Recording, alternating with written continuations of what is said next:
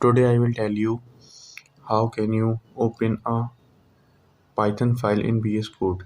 So if you want to open Python file, you first have to open VS Code. So open VS Code and then go to file and then open folder. So you can choose where your file is stored. So I'm going to choose that folder where my file is stored. That is stored in this folder, so I will click it and then select folder. As you can see, this program is showing here. You can click it.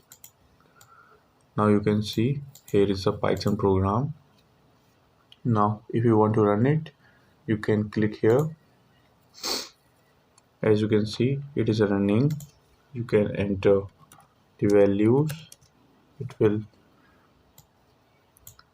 You can see it is giving the output correctly.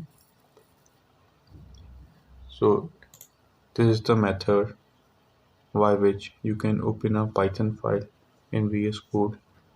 Thank you.